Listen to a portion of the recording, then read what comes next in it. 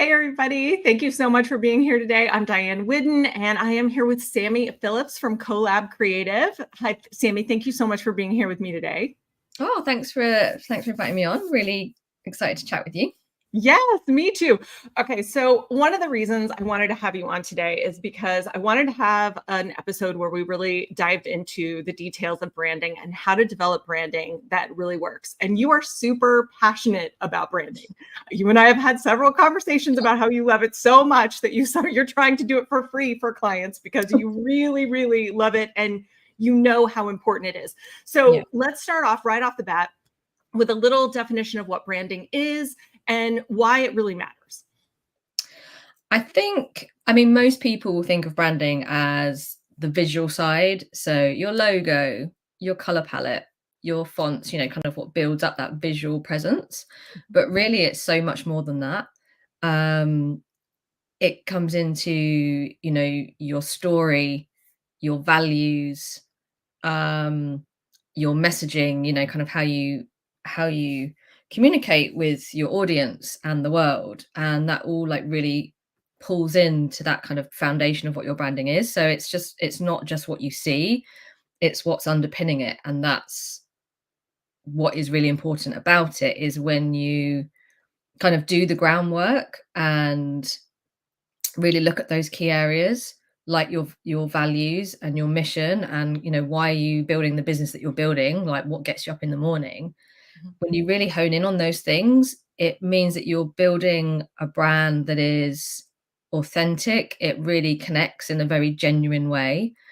And obviously, that it kind of goes into a lot more detail and strategy. There is like an art and a science to it in terms of how you've got things, like I say, like kind of the strategy side that is important when building your brand, but actually there's that sort of magical nuance of things coming together because each one of us is unique. And I think that's what gets me so excited, is like trying to help small business owners uncover what their special blend is. I kind of refer to it as a special blend. And that's not always that comfortable for people. Kind of, it's quite hard to see your own magic sometimes. And so that's Oh, I kind love of, that. Yes. yeah, like I have found that too, for sure. People often dismiss whatever's amazing or wonderful or unique about them because it comes easily to them or whatever reason. So that's such a good point. Okay, so talk a little bit about the uniqueness piece of branding. Why is it so important to be able to articulate what's unique about your brand? because it's your differentiator in the marketplace. We particularly now, obviously it's a noisy space. A lot of businesses can launch online. There's a lot less resistance to launching a business. So I don't really like the word, using the words kind of competitors and competition, but it can feel like a busy landscape. And I think the one thing that nobody else can be is you. And so, looking into that and kind of what you bring, or the value you bring to what you're doing, whether you're service based, whether you're creating products, handcrafting things, what is it that you bring to that is so special? Because people buy from people. And so if you're showing what is unique about you, your approach, your style, it's not going to connect with everybody. And that is the point. Our brand is not there to welcome everybody in with open arms. It's some people are going to feel resistant to it, or they're not going to jam with it. They're not going to get it. They don't align with your values.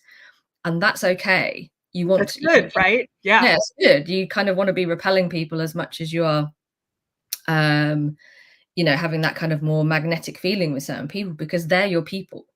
And so that's how you build a brand that is longer lasting and more meaningful. And you're building connections and community with your clients, your customers, your audience.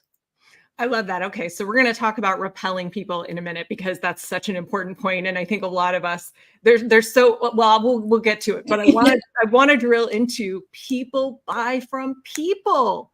Yes, That's genius. We're going to make a clip of that for this video because that's a really important piece. Yes, And I good. think that, like you were saying, understanding what's unique about what you do and bringing that to the forefront, that's what your ideal clients or customers are attracted to. Yeah. That's why it's so important. That's the lighthouse signal that you're casting to the world that lets your right people recognize you. So I love that if people buy from people, that's perfect. Beautifully said. Okay, so let's talk about that more too in a second, but let's dive into repelling people, because we all have stuff about rejection, and we don't want to turn anyone away, especially if I think people are just starting their businesses, or maybe they're coming from lack or something. It's scary to be out there in the marketplace. You're thinking, I just want to market to everyone. I want to appeal to everyone. Why is that a bad idea?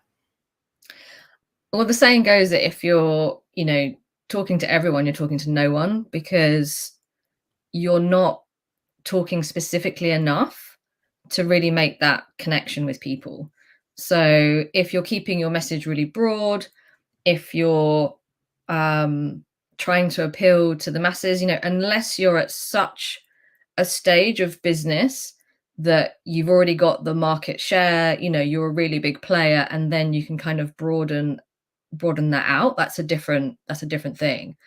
And it feels, I think, quite counterintuitive when you're a new business and when you're a small business, to actually kind of narrow that audience down. It feels really scary because, like you say, you just kind of, you want to get started, you need clients, or you need to sell your products. And so kind of any sale feels amazing in those early days. But you're not going to be speaking to those people that are going to build that trust with you and moving them from a place of like, oh, that's nice, to I need this and I want this. And that is a process. And I think it takes time to build that trust with your audience.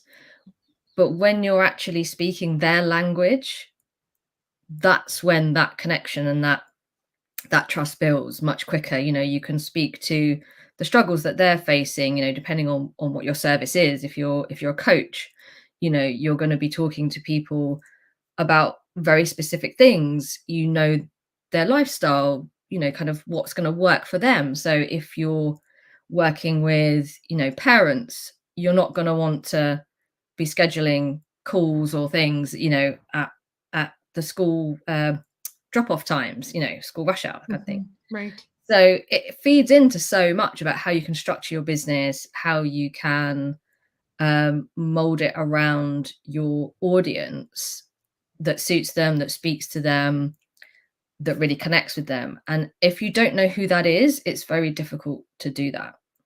Yeah, I think that's such a good point, that really understanding you and your gifts and what you're amazing at lends to an understanding of who needs that. And then once you have that, then you understand how to structure your business in a way that really serves them, which again, just underlines the importance of clarity in your brand specifically. And so Megan is with us, and she said, so true. And then Bloom said, okay, so how do we incorporate our uniqueness into a brand? So do you have like some kind of like specific tips or tricks that you use with your clients to get them to incorporate that uniqueness? Yeah, it's kind of it's a bit of an organic process, to be honest. And it depends where you are on your business journey as to how much clarity you start with, or you might come to me with it. I have quite a lot of business owners that are just starting out. They're maybe, they're pivoting, they've left a career and they're starting up their own business, and they've retrained in something else. And so they haven't really worked with many clients. So it's quite hard for them to really see what that is. So I always have a strategy call, quite an in-depth strategy call with my clients, to really go through kind of the background, where they've come from, why they're doing what they're doing, what made them start that business, what made them retrain, why are they so passionate about it, who do they like helping or want to help. Maybe if they haven't got clients yet, it's about kind of working out, who do you really want to work with, who are you going to be excited to get on a call with, because you want to be feeling joyful in your business. So it's important to identify, you know, kind of who lights you up, who helps you create your best work. You know, it's not always possible. We've all had clients that maybe there's not a perfect alignment, but obviously the more there is, the easier it is. So it's talking through all those things. Obviously, a big part is, you know, their values, their mission, where are they now? Where do they want to get to? How do we want to be positioning them in the market? For instance, I was talking to a client and I said, oh, you know, do you guest on podcasts? Do you do interviews? And she's like, oh no. She's like, no, but I really want to. And I was like, okay, well, we need to position you as someone who is already doing that. So let's, you know, get you a media kit page up on your website. You know, let's position you as someone that you have that authority. You know, she has the knowledge for sure. But let's position you in that light. And so that again will feed in to the branding in terms of, you know, do you want to come across professional? Do you want to come across as you know, organic and earthy? It all feeds in. So there's kind of like little nuggets along the way of that conversation. And really when you get someone talking, a lot more comes out than if they're trying to just like write it down. Like sometimes it's good to have, I do a mix. I have a questionnaire and a call because I think some things clients need a bit of time to sort of process and really think. And a couple of the questions that have really kind of jumped out or clients have fed back to me that kind of made quite an impact was, where do you want your business to be in 1, 5, and 10 years? And I say to them, like, it's totally fine if you have no idea. Like if you're just happy to get going and you don't really know where it's going. But it is really helpful to know if somebody wants to just keep their business small, you know, just them, or whether they over time want to build a team. You know, there's a lot of different things that come into play to how to build their brand.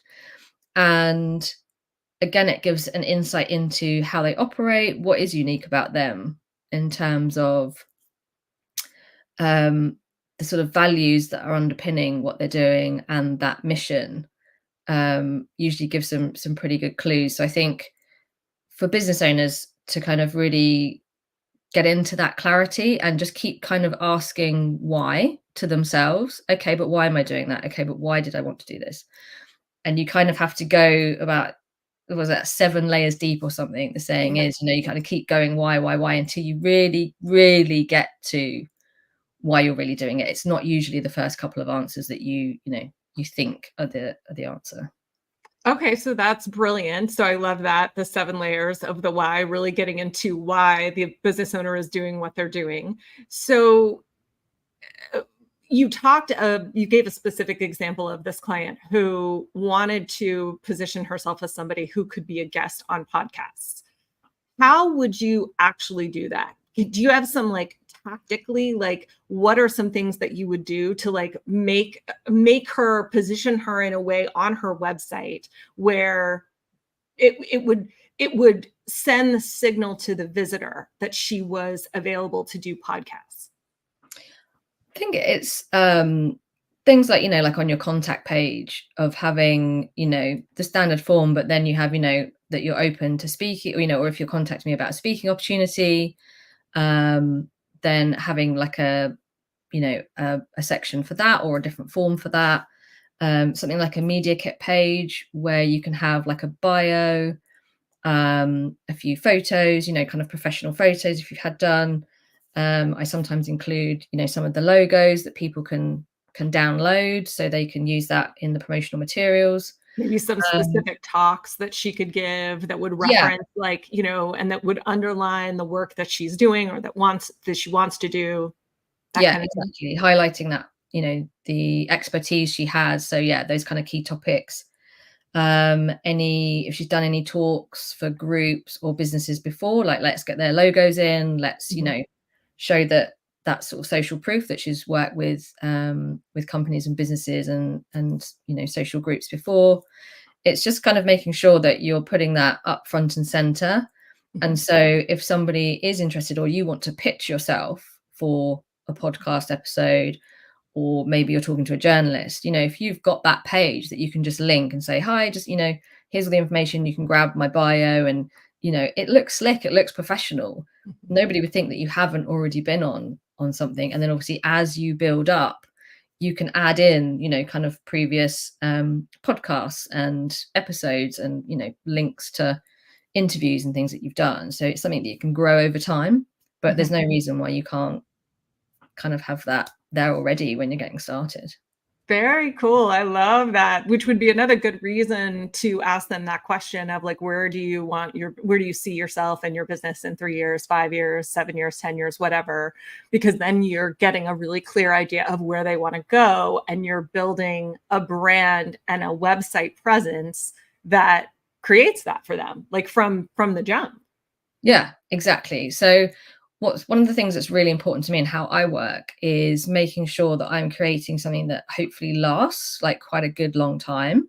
Mhm. I mean, obviously, when you're in those first couple of years of business, things are going to change a lot. Who your clients are, who you're working with, who you enjoy working with is probably going to shift, and you're going to get a lot of clarity. So I don't always put so much emphasis in those kind of first couple of years, but after that, when you've got that clarity, it's really making sure that you have something that leaves room for you to grow. There's nothing worse than kind of feeling like you've got to the edge. And I think we all probably naturally have that when we start our business. We get to a certain point, and I did even with my own business, where I was like, this feels really uncomfortable now.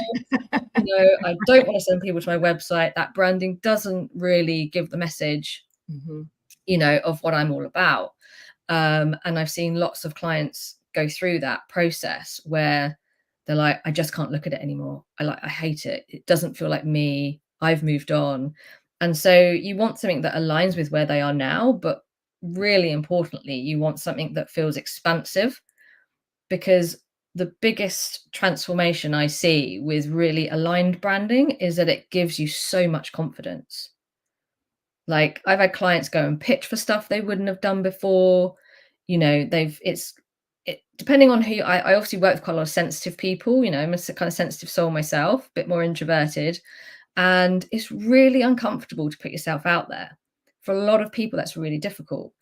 And coming back to that kind of, the unique piece, I think about it a lot because it's kind of weird, because now it's like that's the magic, is what makes you unique. But when you're a kid, that's the thing that you get bullied for, or being different, standing out. Like, it's usually I think a lot of us have negative connotations with that. And so it takes, it's a big mindset piece as well. Like, when you're kind of now in this stage of business, that you've suddenly got to like put all that uniqueness like on show. I mean, obviously you decide like how much of that is personal and how much of that is your brand and how much flows into that. And that's another important aspect of building something.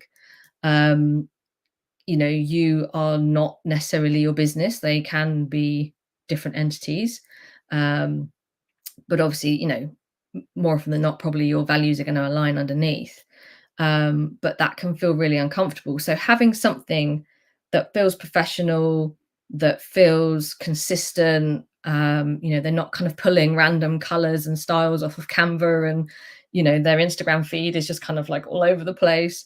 It gives them like a real newfound confidence of like, this is what I stand for, this is what I'm about, and this feels really aligned for me, and really helps propel their business forward. I love that. That's genius. It's and I think that's such an important benefit to acknowledge, because yes, powerful branding attracts your people to you and it helps convert them and all of those things, and that's important. And it attracts your right people and it repels the wrong ones that you don't want to work with, that'll drain you and drain your business, and yay, that's all wonderful. But also there's this really specific sort of intangible benefit of when you create a website or an online presence that's just keyed in on who you are and the uniqueness that you bring, what you're proud of about what you do. And surely you're so right. It's tender, it's vulnerable, it's always this little piece of ourselves that we're like, I don't know if I can shout this from the rooftops, but when it's just dialed in on that and it's showing it off in a Mm. professional, gorgeous, clean, lovely way that resonates with us and we're proud of it, it does. It's like getting a makeover. It's, you know, Yeah. you have so much confidence, and the way, because I've seen it. I've seen it over and over and over again. Like the way I'll take on a client in a networking group or something, and we'll redo her, site, and she'll get her business cards and whatever else she needs and wants, and then like she'll shift into a completely new person in the networking event. The next time she introduces herself, it's just I'm amazing, and look at me, and look at my site. It's beautiful, isn't it? It's just this totally it's really a complete transformation, and I think that's really important. And I think that's something that and I don't want to, I was going to say, I think that's something that templates can't do. And I don't want to knock templates, because templates are awesome. And if you need to get going, get a template. Yeah. I mean,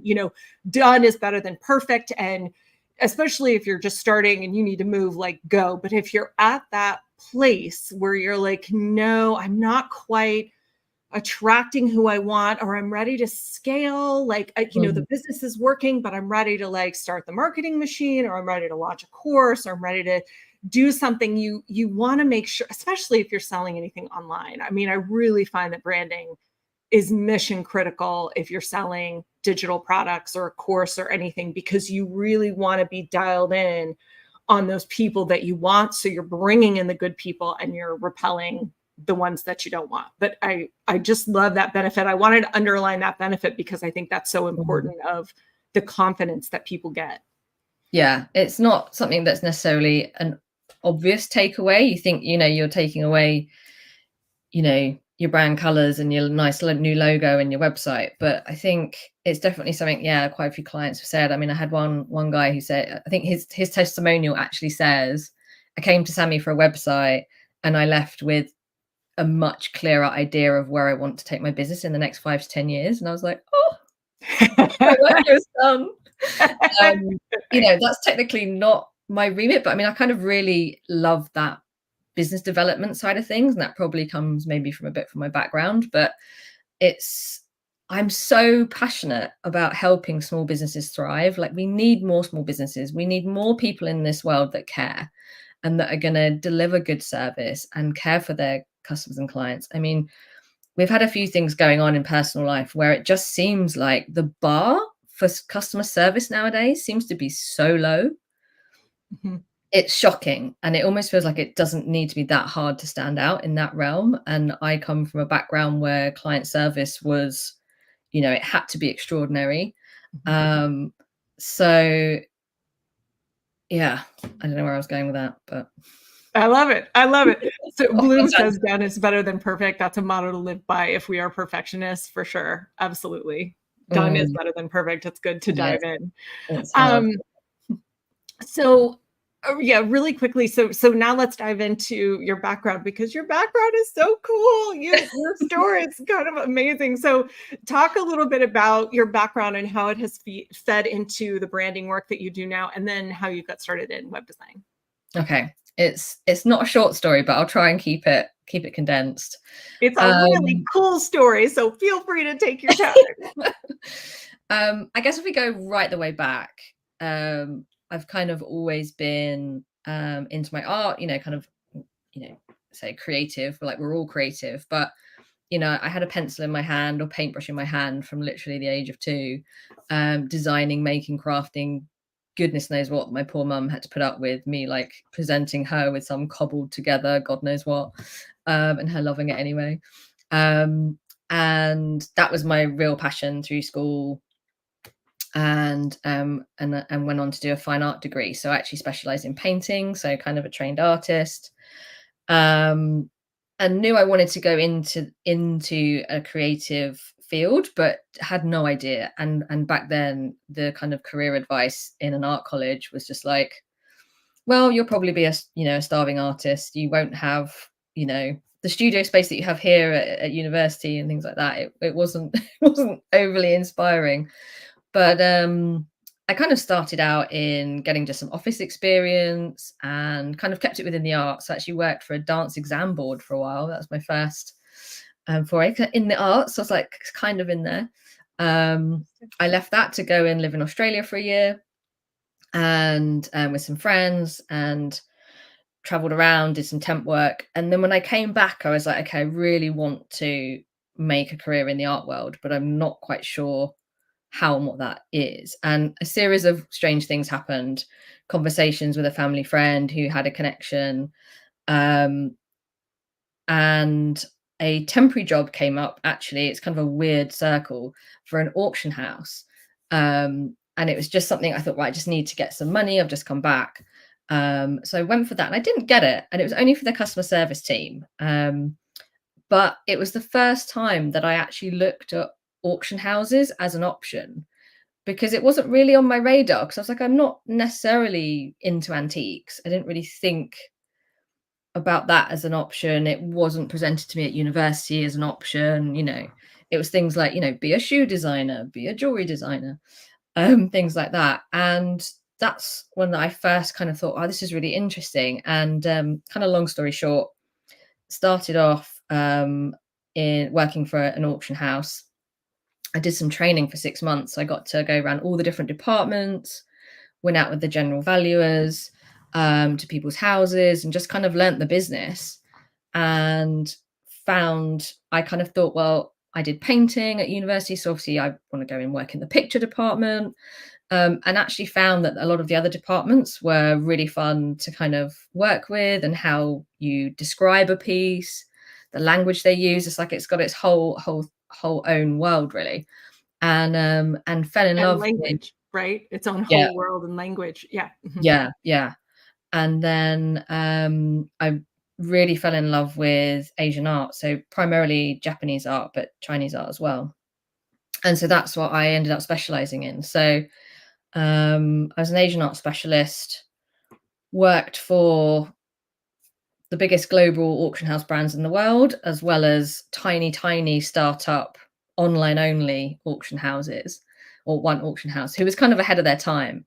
So I've been with the really massive brand and with the tiny kind of newbie on the block, which was all really valuable experience on kind of like how to run a business, how to get started, how to market yourself. And then working with the bigger brands, it's kind of, you get to learn what it's like to upkeep a big brand. You are the face of that brand when you're interacting with a client. And this is why customer service was such a important part of all of our roles. And obviously throughout that time got to handle the most amazing artworks. It was a real privilege to be kind of like mini custodian of things that were carved for Chinese emperors and Monets. And yeah, it's just crazy. You kind of see things that you've only seen in like art history books, and all of a sudden you're like unpacking it and you're like, what? You um we have to underline that. You glossed over a little, we have to underline it. You touched a Monet. It's amazing. yeah, some of my part of my time was spent as an art handler, so I got to hang some pretty amazing stuff on the wall, which was really nerve-wracking. I mean, the amount of heart attacks I had when, I bet. we used like what were called wires and bombs. So it's like these little metal hooks and wires, and you would literally have this hook that would go right up to the ceiling, where you try and hook this painting on the wall, and sometimes the hook would fall off. And honestly, it was it was stressful, but um amazing to have the experience of handling priceless artworks. Really, it's you think you only see that stuff in a museum, but it's amazing if you go into an auction house, the quality of work you can see, and you haven't got all the crowds. It's Mm. amazing. So I recommend, if you're near you know an auction house in London, New York, wherever, Hong Kong, then it's really good to go in and have a good wander around. I think a lot of people feel Interesting. Yeah, I think a lot of people just don't feel comfortable going into that, that kind of thing of like, if I sneeze, will I, somebody take a bid from me kind of thing. um, Right. there's a lot of fun things about that. So, um, yeah, that was a really good kind of learning experience in terms of working for a big global brand Mhm. and what that meant, and style guidelines and things like that. Um, Personally, I got to a point where it didn't fit with me anymore. the industry changed quite a lot. It's highly competitive, obviously. You know, when you're sort of pitching for deals and things at that level. My role from an Asian art specialist actually moved into online sales. So I headed up the e-commerce section for the Asian art cluster globally.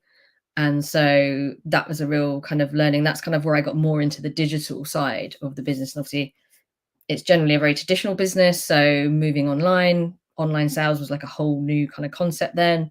How do we attract a new audience? We had to create brands around these little mini sales, and obviously attract a younger audience. So what kind of marketing? And I loved all that. I kind of, I was there on the photo shoots, picking up bits for styling and, really kind of thinking about how we're going to attract these ideal clients who are more online savvy in these different markets around the world. And that was amazing, but it burnt me out really in the end, because it was like I was working on 3 time zones. I was just, kind of, your inbox never emptied, and it really became about, no matter how much money you made, it was never enough. It was like, okay, what's the next target? What's the next this? What's the next that? And I just thought, you know what? I love the art and I love the clients, but I'm being removed from that, and it's just becoming about the money. And I kind of missed, kind of being more on the front line and having, using my own creativity and those things. So I left that during COVID, because COVID obviously was a crazy time when everyone, had time to think about what they wanted out of life, and it gave a bit of breathing space. And during that time, my health suffered a bit. So I, over a period of about 10, 15 years, had learned a lot about gut health, nutrition. It was kind of like my interest on the side to kind of try and help my own health. And so that was kind of the only thing that I was like, if I don't do this that I've done for 14 years, what do I do? And so it was actually nutrition was something that I was thought, okay, that's maybe something I could get qualified in that and help other people. And sort of going down that road, I built my own website, created obviously my own brand, tapped back into that creativity and really loved that.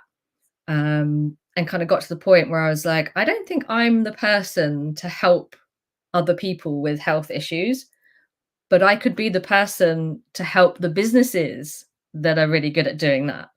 I just kind of missed that creativity with going down a different route. So it kind of just all kind of came together of like, okay, so, I've got this kind of artistic background. I've got knowledge of working in brands, building, multi-million pound e-commerce channel, that inherent creativity and the interest in the nutrition field. And I'd already built up quite a network of people doing courses in coaching groups. And so kind of when I kind of got to the point where it was like, I'm going to do branding and web design, it was like, well, that's my ideal audience, to get started, because I've got the network. I understand that industry. I've been a client of those people. I've worked with nutritionists and things. So it's like I could see both sides, and just kind of felt like a bit of a natural fit in a way. Obviously very different, and starting from scratch at this point in life is pretty scary, but I'm glad I did.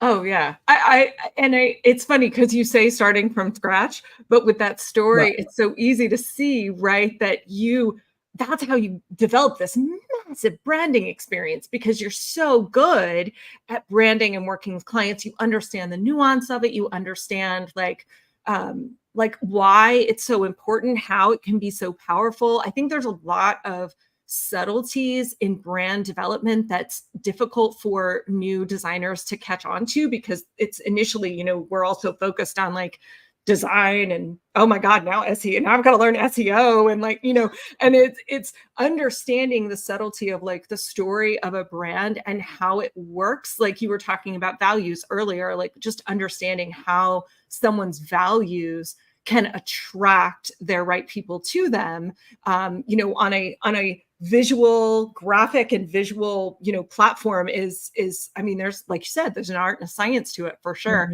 Mhm. But if you are developing a brand for every show, that you were doing. I mean, you got like a master class, like you got a college degree, in branding and brand story and brand development, and especially coming from the fine art world. That's so cool. I love your story so much. Okay, we have some comments.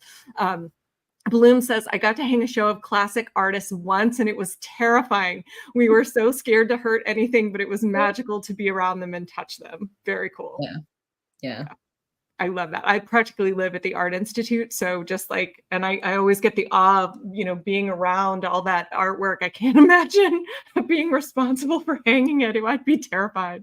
Yeah. And Walter Brown says, wow, I can only imagine the joy and stress. What a fun gig. I agree. Oh my gosh. Right. It's one of the reasons I was so excited to have Sammy on. And then Bloom says, yes, we're never starting from scratch. We always have our previous experiences, knowledge, and skills that are incorporated into anything new that we do. Yes. I so agree. And it's why and especially with your fine art background, I think that's why you're so masterful at branding and why you do it so well for your clients. This is the other thing that's interesting. And we're moving along at a good clip. This is when I was maybe wanting to pull up your site and some of your sites that you've done. But I love that you came from the super creative, life and moved into sort of this designer life where it's creativity, but for a purpose. It's creativity along with strategy. I just think that's so cool because, of course, I'm the same way. It's, I love my creativity, but I love it when my creativity does something, man. I just like it's juicy to me. So do you want to talk about that for a minute? Yeah, I think the purpose of it is really important, and that's why I focused on small businesses. I think being in a really big, highly competitive corporate brand made me realize that's not what I want for me. It didn't suit me, and I love the passion and care and attention that small businesses bring to what they're doing, and this taps in a lot to kind of more ethical brands and conscious brands, which is who I love to work with as well, and kind of sustainability also kind of underpins my business. So I'm always kind of thinking, okay, how can this make an impact? How can this do more where it can as I grow it? And that is what makes it fulfilling. And kind of, I guess in a way you're leaving a bit of a legacy, and I feel really proud to be part of my clients' business journeys. And most of them like stay as friends, and I'm always cheering them on from the sidelines, as they grow and develop. I love seeing what they get up to. It makes you feel part of a community. I mean, definitely being a designer, it can be quite lonely, and I do struggle with that, like the kind of change from, I kind of always quite liked working on my own. I kind of always had my own little thing going on, but I love that kind of camaraderie you have in an office or with a team where you're kind of tackling stuff together.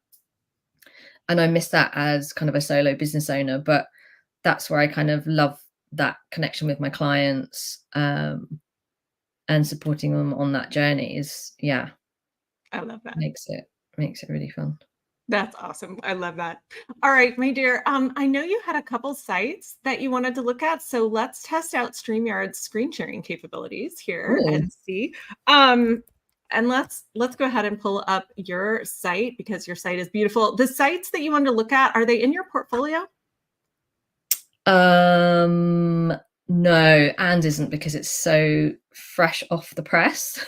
All right. What's the web address? It's Anne Jackson Therapy.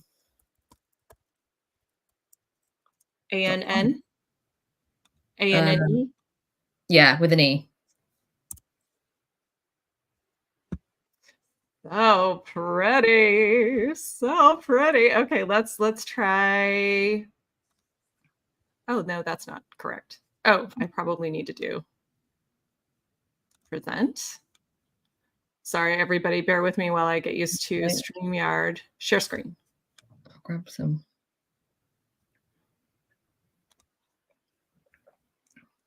We're going to say entire screen.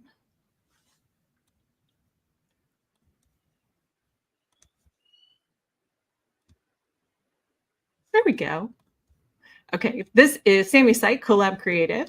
But then this is Anne Jackson's site. This is beautiful. Yeah, so this might be helpful for anyone watching that's kind of, you know, it might be hard to visualize what we're talking about. And this was a really lovely project to work on.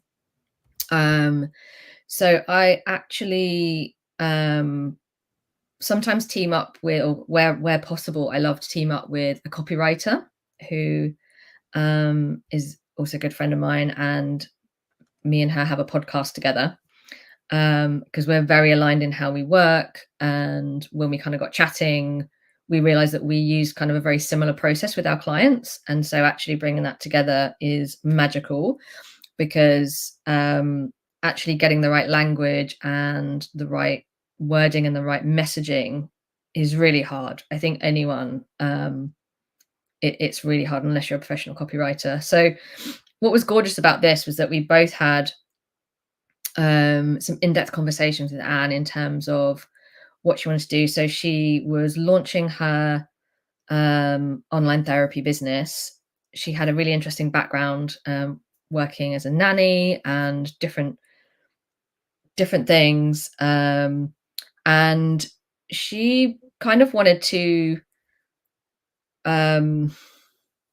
approach it in a slightly different way, because I think within therapy, have worked with quite a few therapists. There's quite a strict sort of way that you need to do your services. You know, there's kind of like, obviously you've got to have, you know, the appropriate client boundaries and all those ethical things need to be in place.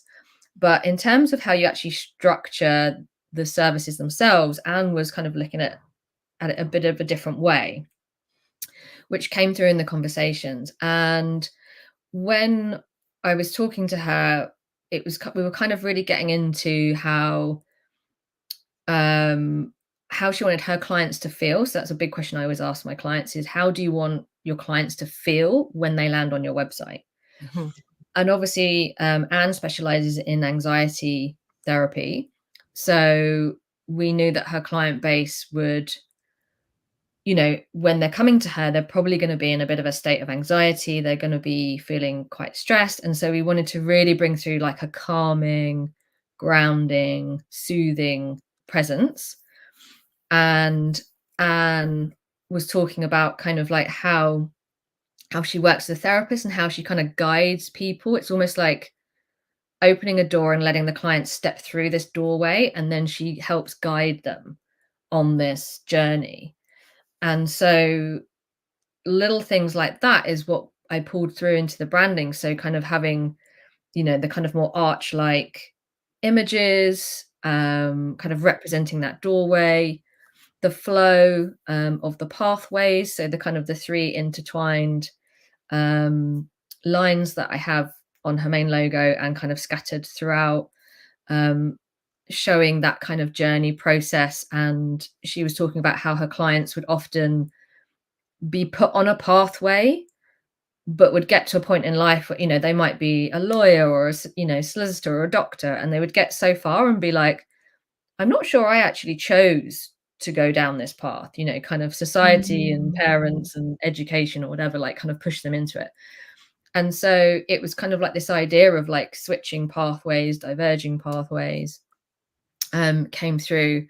And then the copywriter I worked with, Lee Tierney, when she was talking to Anne, she really kind of got the sense of how Anne helps clients to open up, and kind of this shell cracker persona came through.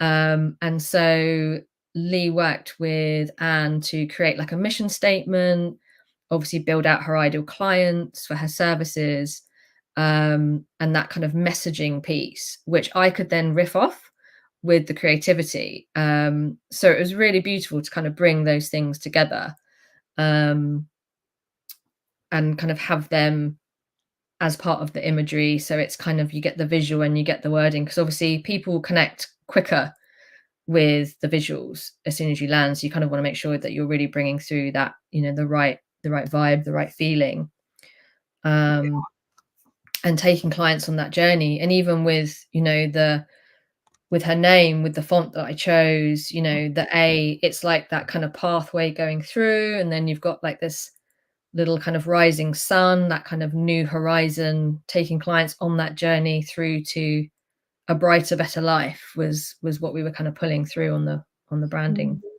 Oh, yeah, I totally even see that in the logo too, a brighter, better life. Okay, so Sammy did not ask me to do a website takedown review, but we're going to do it because this is extraordinarily stellar work. This is one of the reasons I was excited to have Sammy on, is because she consistently does really beautiful work. And so to echo everything that she said, I mean, first of all, like, so this is what we know. So, and, therapy for women with anxiety, right? And so already, like she said, we have this beautiful logo and we've got these 3 flowing lines. Every single color in this entire website is soothing. It's grounded. It's colors of nature. It's, the very soothing colors that you would see on a sunny day. Totally get the vibe of moving you towards a brighter life. And then from a design perspective, right up front, bam, we have this initial image with, like she said, with the rounded top. So there's just some softness. It's dead center, which is always very calming. Again, I'm seeing like your understanding of art principles. The copy is brilliant. I see you, I hear you, and I feel you. Your feelings matter. Your feelings matter. Your feelings matter. Thank you. Can someone please be telling me that on a regular basis? This is beautiful. I love how you've moved into this extreme close up on the conch shell. And you're here because the copy is beautifully done. Speaking right to the person. Something just doesn't feel right. This is what we were talking about when Bloom asked earlier about how do you actually integrate your uniqueness into your brand. And this is part of it. You speak right to your right person, and you're talking about your work, but you're talking about your work in a way that you're talking directly to your site visitor. And so when they read something like this, something just doesn't feel right, they go, oh my gosh, she gets me. Oh, I just don't feel right. And then you're struggling to sleep. Your mind seems to be constantly swirling and your heart keeps racing at the oddest moments. Here's the thing.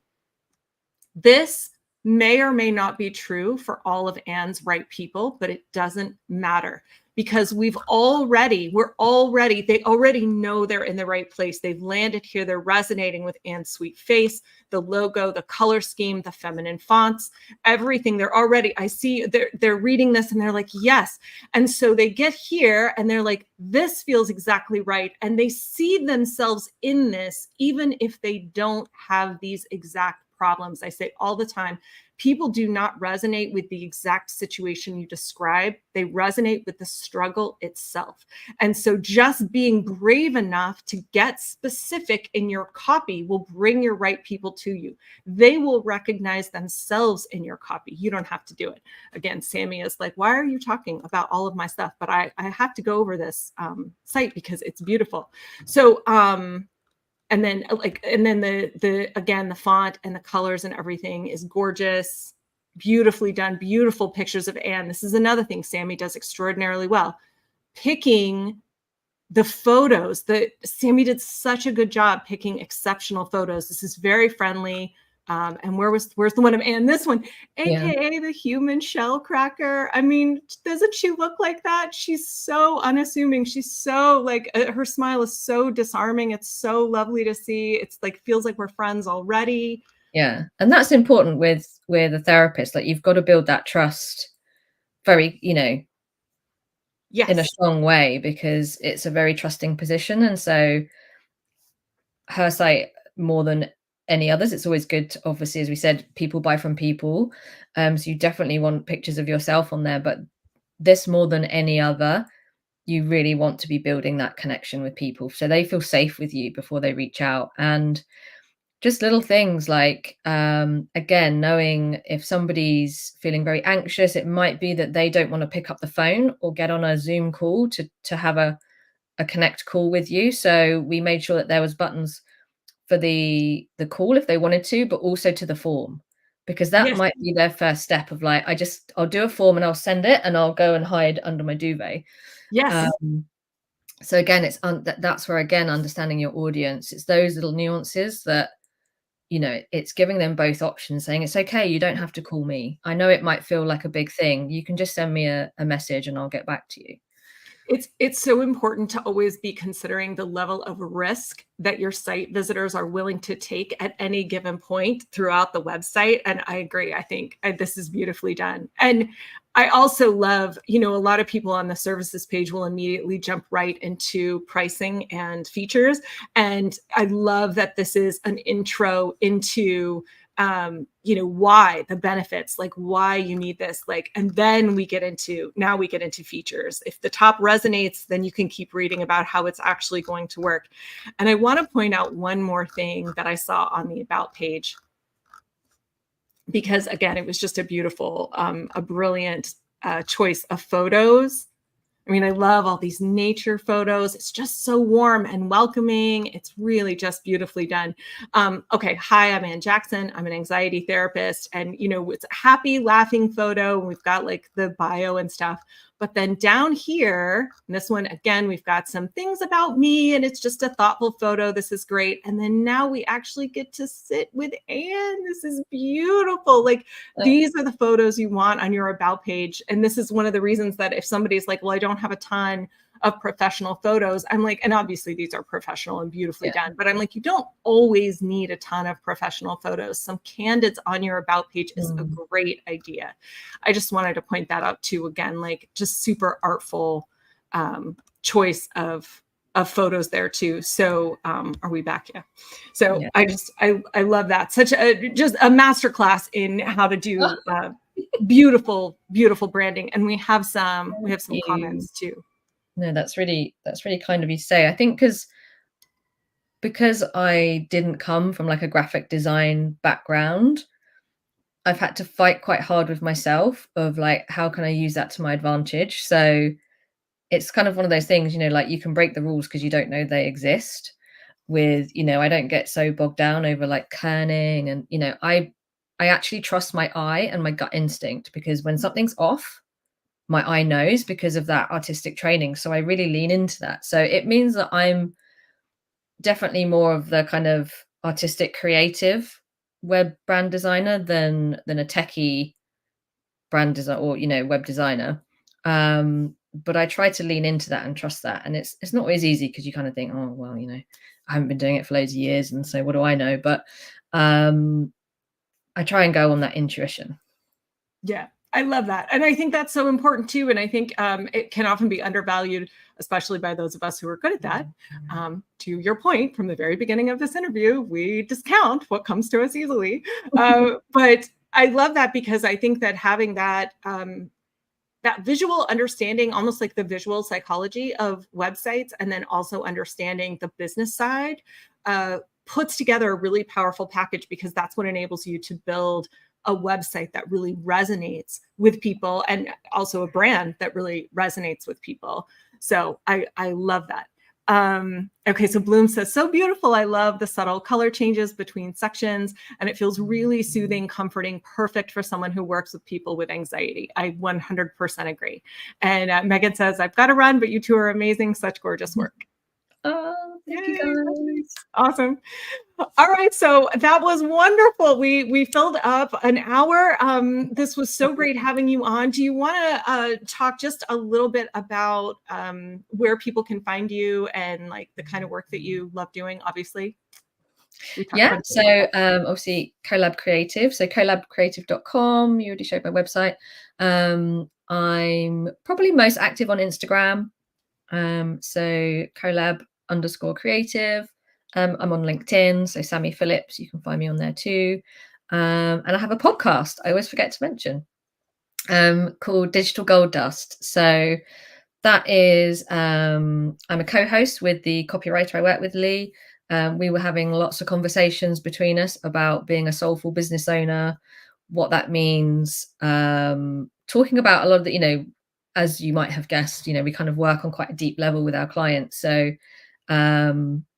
we like to talk about that in the podcast, and that's been going for 3 seasons. So yeah, Digital Gold Dust.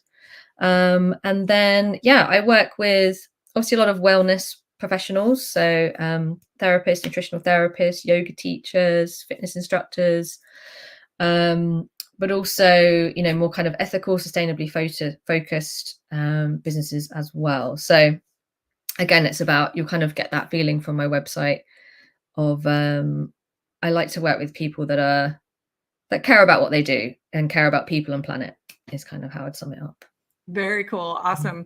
Okay. And Walter Brown says, wonderful site. Thanks for sharing. That's so great. I agree. All right. Last question. One last thing, just to leave people with, if they needed to consider, if they really wanted to up-level their brand, what is one question they could examine within their own business, their own selves, that would really help them hone in on a better, clearer, more powerful brand? Just one question. What's the most important one? Oh God.